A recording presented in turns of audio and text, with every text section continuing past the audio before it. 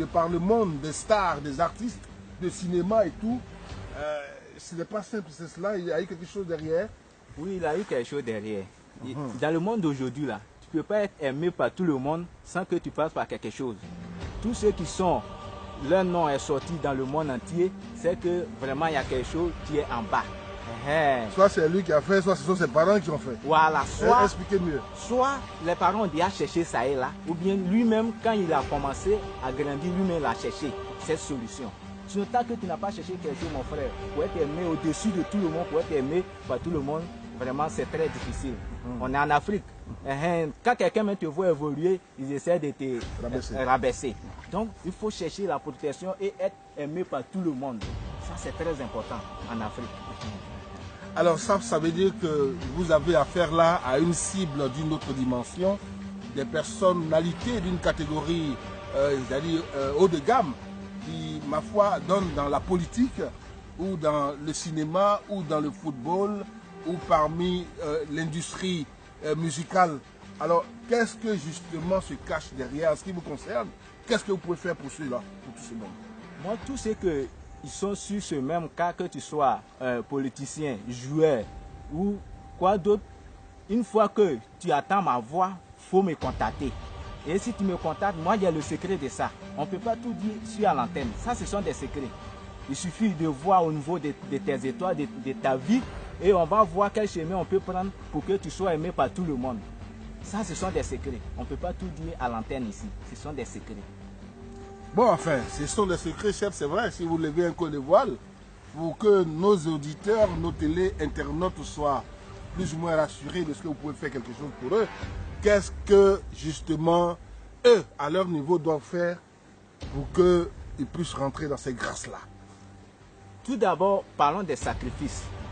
Moi, quand tu viens chez moi, c'est ça, moi, je dis à chaque fois, si tu veux vraiment que je n'ai qu'à t'aider, ce que je veux qu'on fasse, il faut le faire. Et si tu le fais, tu vas obtenir quelque chose derrière. Tu ne peux pas venir chez moi et faire ce que j'ai demandé sans obtenir quelque chose à la suite. Ben, je vous prends au mot. Obtenir quelque chose derrière. Le monsieur, il croit en vous. Il est de l'autre côté, peut-être au Maroc, peut-être au Cameroun, ou même en Suisse. Alors, il croit en vous. Vous lui demandez, bon, envoyez-moi telle somme pour que je puisse faire votre travail, pour que vous puissiez briller. Il envoie la somme. 1 mois passe, 2 mois, 6 mois, 1 an, 2 ans, il ne brille pas. Alors, à quoi doit-il s'attendre?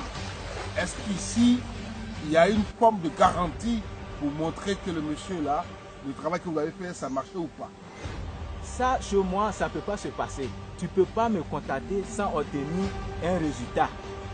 Une fois que tu me contactes, ce que moi je te dis de faire, tu le fais, mon frère, tu vas obtenir quelque chose derrière. Ce que tu veux, tu l'auras. Moi, je parle avec assurance et je confirme que si tu fais, tu vas obtenir, tu vas avoir.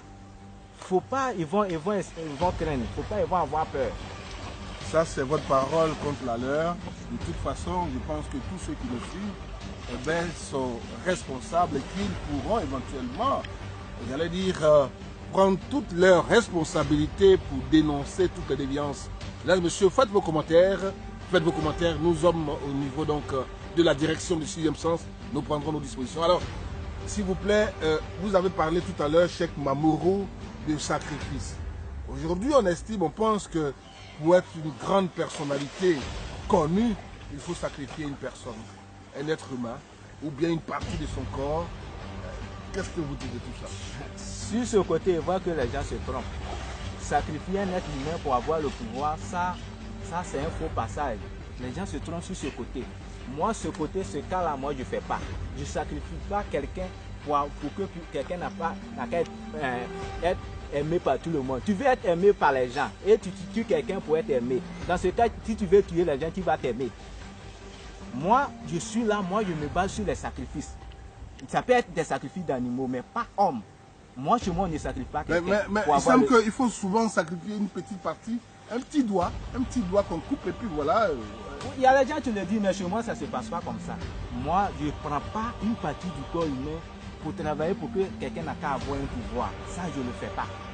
Moi, je me base de ce que mes ancêtres m'ont laissé, mes génies m'ont donné, c'est sur ça que je me base pour aider les gens. Et l'héritage que mon grand-père m'a laissé.